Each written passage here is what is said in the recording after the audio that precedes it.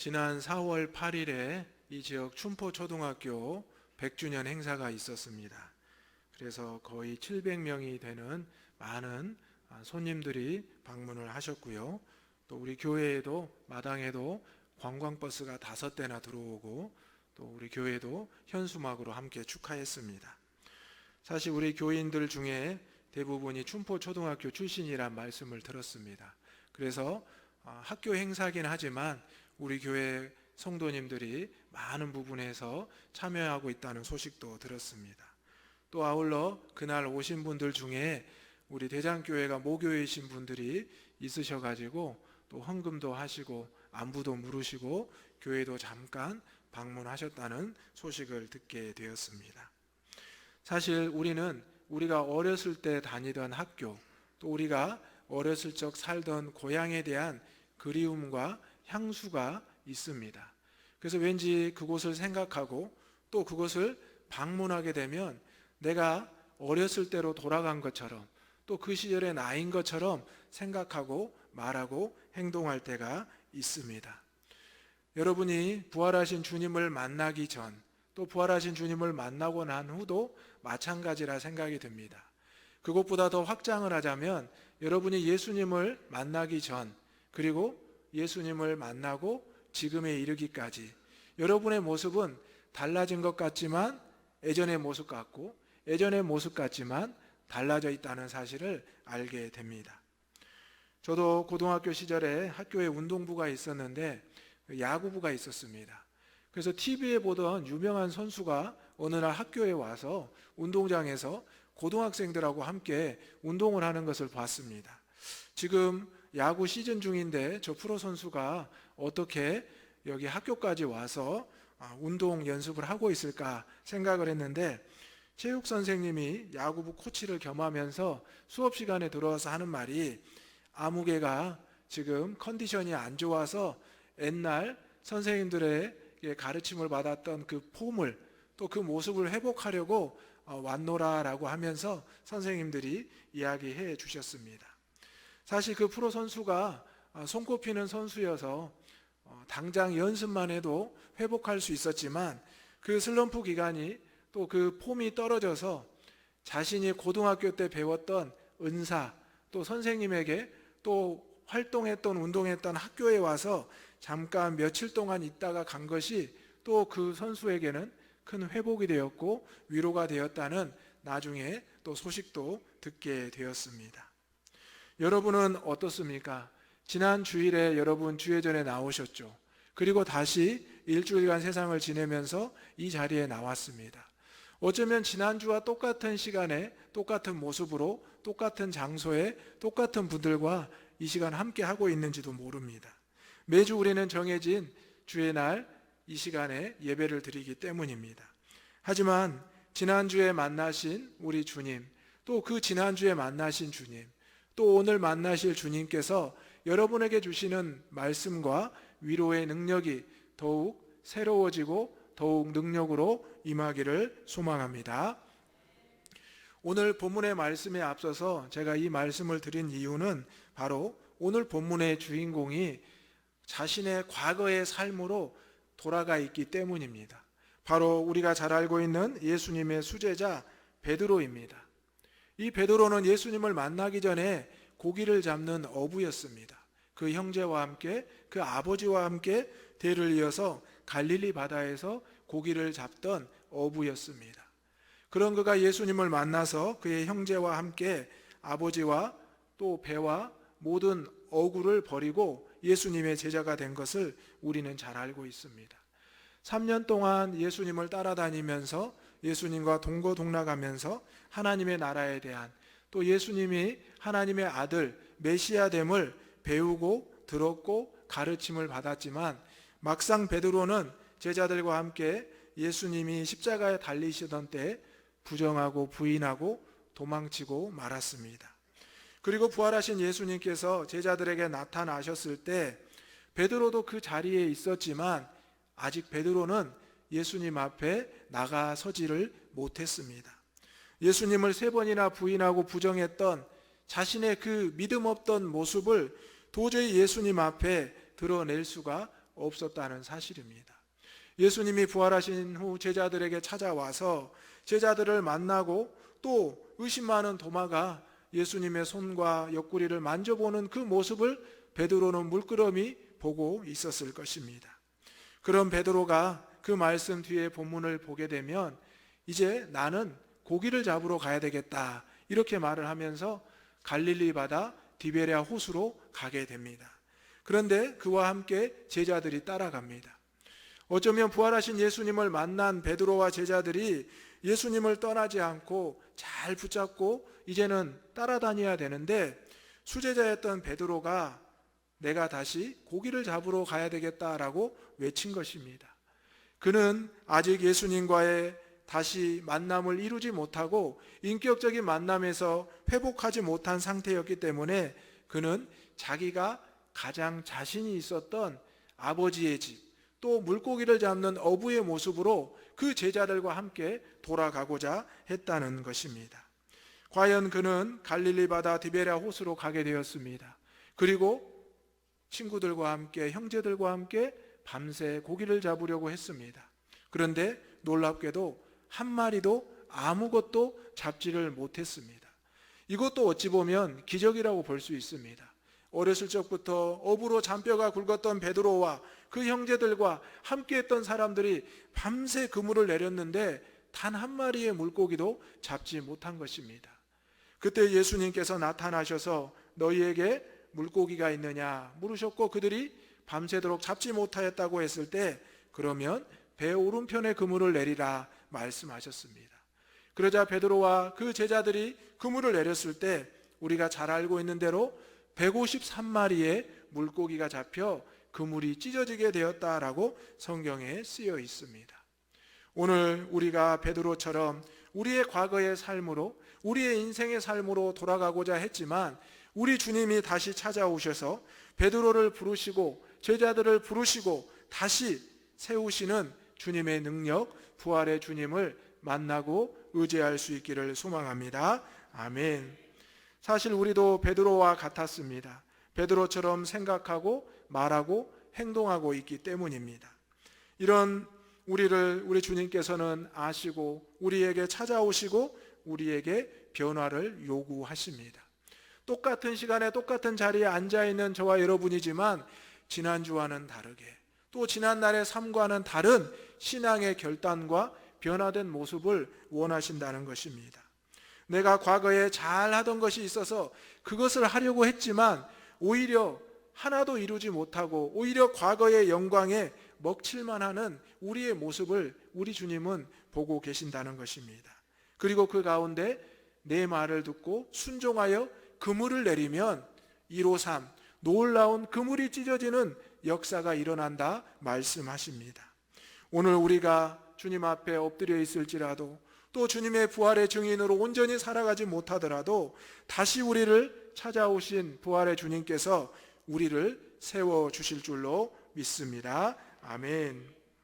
오늘 예수님께서는 다시 세우심을 먼저 내가 나를 사랑하느냐고 묻고 계십니다. 15절 말씀 다 같이 읽어보겠습니다. 시작. 그들이 조반 먹은 후에 예수께서 시몬 베드로에게 이르시되 요한의 아들 시몬아 내가 이 사람들보다 나를 더 사랑하느냐 하시니 이르되 주님 그러하나이다. 내가 주님을 사랑하는 줄 주님께서 아시나이다. 이르시되 내 어린 양을 먹이라 하시고 아멘. 아멘. 베드로와 제자들이 153마리의 물고기를 잡아서 신이 나서 이제 배를 대고 들어옵니다. 그때 예수님께서는 숯불을 피우시고 거기에 떡을 준비하시고 물고기를 가져오라 하시고 생선을 구워서 함께 식사를 하셨습니다. 그때까지도 베드로는 주님을 대면하고 있는 상황입니다. 그런데 이 식사를 하시고 예수님께서 베드로를 부르시는데요. 뭐라고 부르시냐면 베드로라 부르지 않으시고 요한의 아들 시몬아 이렇게 부르십니다. 사실 베드로의 이름은 원래 시몬이었습니다. 그래서 요한의 아들, 즉 아버지 요한의 아들 시몬이란 이름으로 불리웠는데요. 예수님을 만나서 베드로가 예수님의 수제자가 되고 예수님을 놀라운 신앙 고백을 하자 이제는 이 이름을 베드로라, 게바라, 반석이라 이렇게 바꾸어 주셨습니다.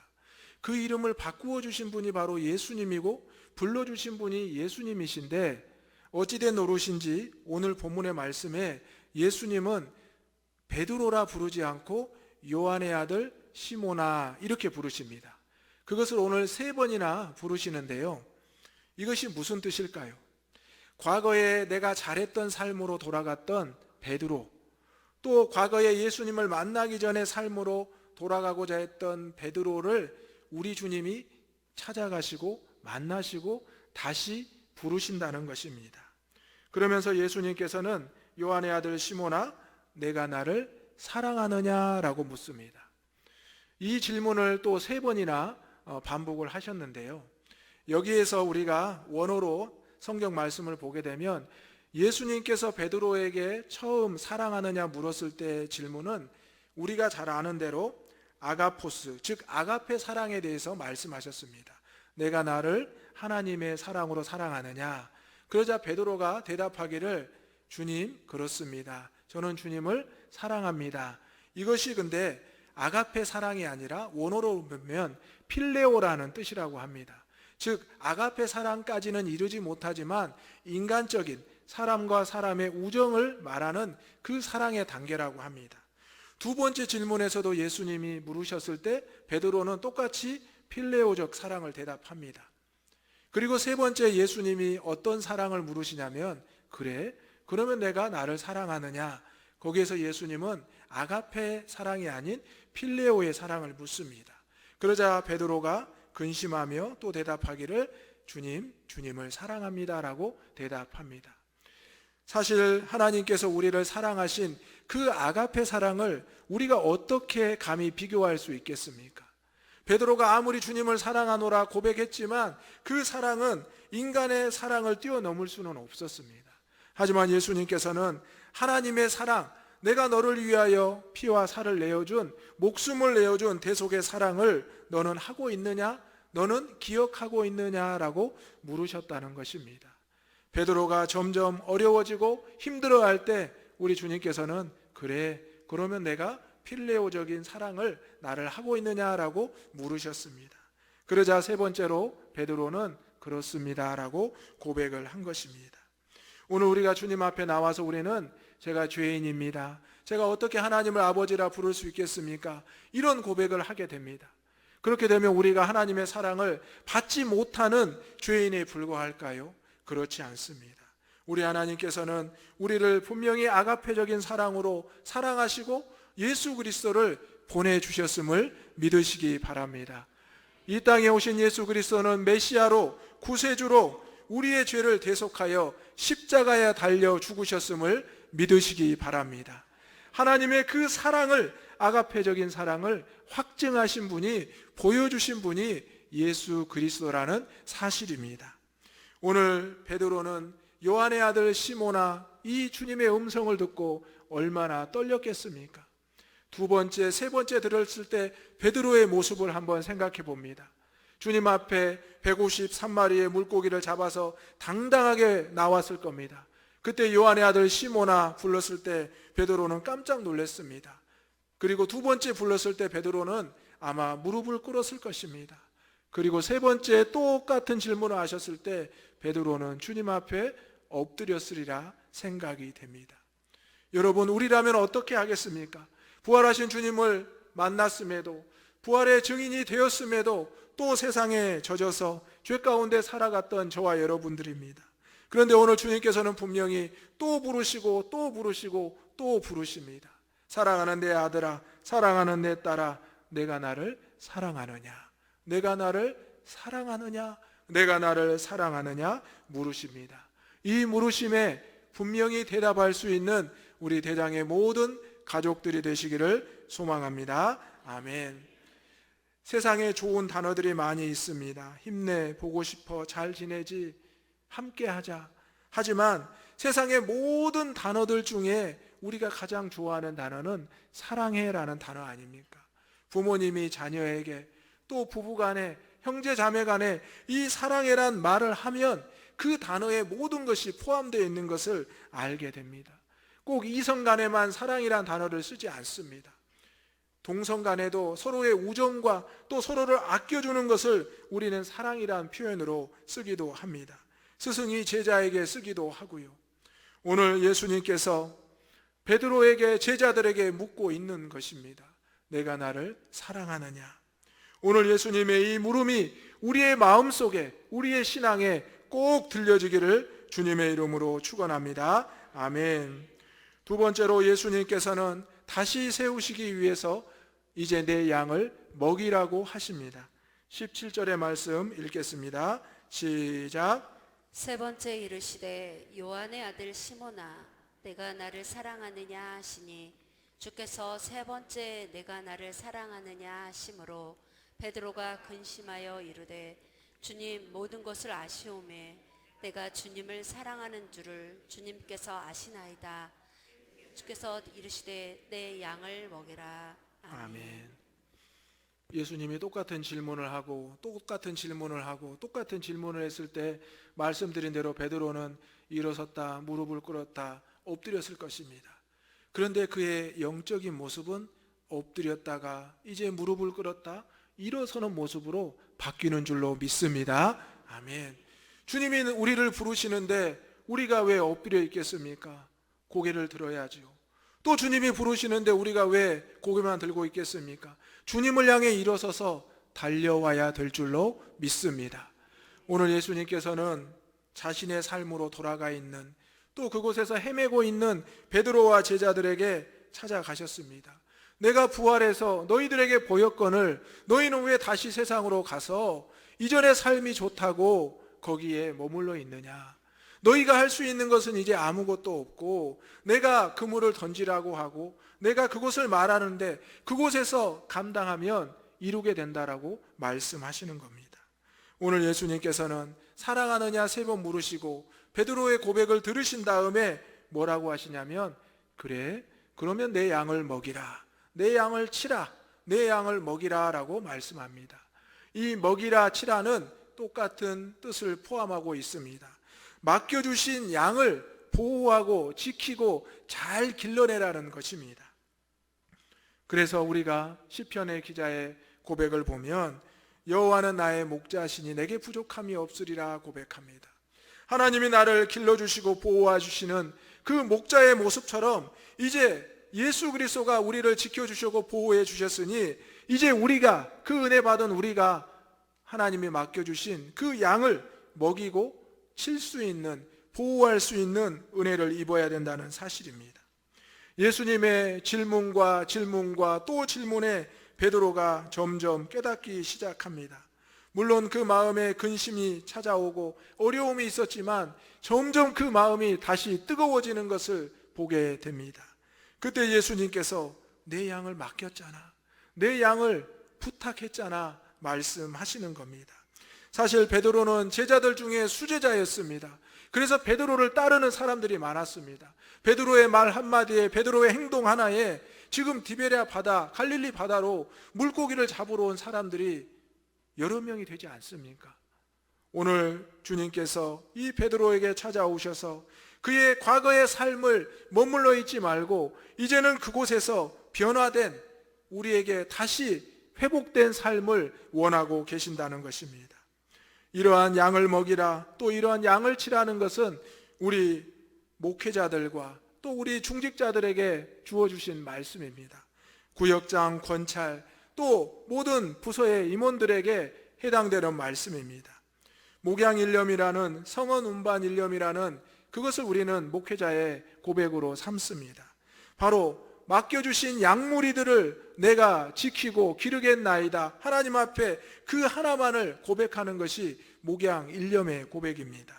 성원 운반은 하나님의 말씀을 거룩하게 운반하고 전달하는 역할, 축복의 통로가 되겠습니다라는 뜻입니다. 오늘 베드로에게는 우리 주님이 주신 사명이 있었습니다. 오늘 저와 여러분에게도 주님이 주신 사명이 있음을 믿으시기 바랍니다. 내가 맡고 있는 양이 분명히 있습니다. 한 마리, 두 마리, 100마리, 1000마리가 될 수도 있지만 여러분이 속한 가정에서, 여러분이 속한 직장과 회사에서 또 여러분이 속한 지역에서 분명히 하나님께서 여러분에게 맡겨주신 양이 있다는 사실입니다. 오늘 저와 여러분도 우리 주님께서 누군가에게 맡겨주셨던 양이었습니다. 그래서 누군가를 통해서 우리에게 끊임없이 주님을 소개하고 또 신앙을 고백하게 하고 또 함께 신앙생활을 하게 하셨다는 것입니다. 오늘 예수님께서는 이렇게 베드로에게 내 양을 먹이라, 내 양을 치라, 내 양을 먹이라 3번이나 말씀하셨습니다. 이렇게 베드로와 예수님이 서로 대답하고 질문하고 또 질문한 것을 사랑의 문답이라고 표현을 하기도 합니다. 오늘 하나님께서 저와 여러분에게 물으시는 이 질문, 우리가 꼭 대답하고 또 이 질문과 대답에서 끝나지 않고 하나님이 우리에게 주시는, 예수님이 우리에게 물으시는 양무리를 꼭 감당할 수 있는 저와 여러분이 되시기를 소망합니다. 오늘 베드로는 예수님의 질문을 듣고 또 주님의 음성을 듣게 되었습니다. 자신의 허물을 용서해 주시고 새 사람으로 변화시키고 부르시는 주님의 사랑을 확인하고 확증하게 되었다는 사실입니다. 설마 베드로는 예수님께서 여기까지 다시 오실 것이란 생각은 못했을 것입니다. 저와 여러분이 세상 속에서 엎드려 있고 숨어 있을 때, 과거의 삶으로 돌아가 있을 때 우리 주님께서 분명히 찾아오실 줄로 믿습니다. 사랑하는 내 아들아, 내 딸아, 여기에 있었구나. 그런데 전혀 책망하지 않습니다. 전혀 나무라지 않습니다. 우리에게 죄가 있다 말씀하지 않으시고 내가 나를 사랑하느냐, 내가 나를 사랑하느냐, 내가 나를 사랑하느냐, 그렇다면 내가 맡긴 그 양을 먹이라, 치라, 먹이라 말씀한다는 것입니다. 철저한 패배자였던, 부인하는 자였던, 배신자였던 베드로가 이제 다시 한번 철저한 순종의 사람으로 변화되고 있는 것을 보게 됩니다. 우리도 세상에 살면서 주님을 외면하고 주님을 떠나고 과거의 삶으로 회귀하고자 했던 모습이 있었습니다. 시간만 되면 과거의 영광을 찾고자 했습니다. 하지만 그 과거의 영광 가운데 결코 현재와 미래가 없었음을 우리는 깨닫게 됩니다. 요즘 유행하는 레트로라고 해서 과거의 건물과 뼈대에 이제 새롭게 해서 그것이 많은 유행을 하고 있습니다. 하지만 그 과거의 것에 조금의 변화가 없으면 사람들은 그것을 찾지 않을 것입니다. 과거의 틀 같으나 프레임 같으나 그곳에 현재와 미래의 모습이 깃들여져 있기 때문에 바로 그것을 사람들이 환호하고 찾는다는 것입니다. 저와 여러분의 과거의 모습이 분명히 있습니다. 저에게도 있고 여러분에게도 있고요. 하지만 우리가 복음을 받아들이고 예수님을 믿고 부활의 증인이 되면 과거의 모습이 있는 것 같지만 그 안에 복음의 현재와 미래가 있다는 사실입니다. 그때 우리에게 맡겨주신 양무리들을 잘 감당하게 될 줄로 믿습니다. 오늘 예수님께서는 베드로와 제자들에게 찾아오셨습니다. 그리고 그들에게 분명히 변화될 것을 요구하십니다. 세 번째로 우리 예수님께서는 그들을 다시 세우시기 위하여 나를 따르라고 말씀하십니다. 19절의 말씀 다 같이 읽겠습니다. 시작. 이 말씀을 하시면 베드로가 어떠한 죽음으로 하나님께 영광을 돌릴 것을 가리키심이로라. 이 말씀을 하시고 베드로에게 이르시되 나를 따르라 하시니. 아멘. 아멘. 베드로가 주님의 음성을 듣고 대답하고 또 주님의 사명을 받았습니다. 그리고 나서 예수님은 거기에서 그치지 않으셨습니다. 그리고 베드로가 앞으로 어떻게 살아야 될지를 구체적으로 말씀해 줍니다. 18절에 먼저 말씀을 보면 내가 진실로 진실로 내게 이르노니 내가 젊어서는 스스로 띠띠우고 원하는 곳으로 다녔거니와 늙어서는 내 팔을 벌리리니 남이 내게 띠띠우고 원하지 아니하는 곳으로 데려가리라, 이렇게 말씀합니다. 여기에서 진실로 진실로는 헬라어 원어로 아멘, 아멘이라는 뜻입니다. 여러분, 아멘의 뜻이 뭔지 아시죠? 이루어질 줄로 믿습니다. 그래서 예수님의 이름으로 기도합니다. 아멘, 이렇게 하는 겁니다. 이 진실로 진실로 아멘, 아멘은 요한복음에만 표현되는 특징이라고 합니다. 25번 정도 사용이 되는데요. 이렇게 예수님께서 내가 진실로 진실로 내게 이르노니 너는 이제 젊어서는 내가 원하는 대로 살았지만 늙어서는 이제는 이후로부터는 부활한 주님 나를 만나서 다시 변화된 이후로는 남이 내게 띠띠우고 원하지 아니하는 곳으로 가게 될 것이다. 그러면서 말씀을 우리가 또 읽어보면 이 말씀을 하심은 베드로가 어떠한 죽음으로 하나님께 영광을 돌리게 될 것을 말씀하셨다라고 표현됩니다.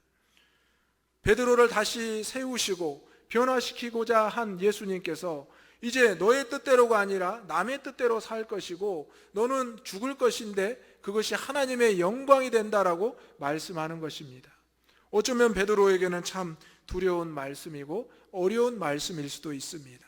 하지만 오늘 주님께서는 베드로에게 분명히 말씀하고 있습니다. 이 말씀을 하시고 베드로에게 이르시되 나를 따르라. 베드로는 과연 이후에 어떻게 됐을까요? 예수님이 승천하신 후에 베드로는 복음을 앞장서서 전하기 시작했습니다.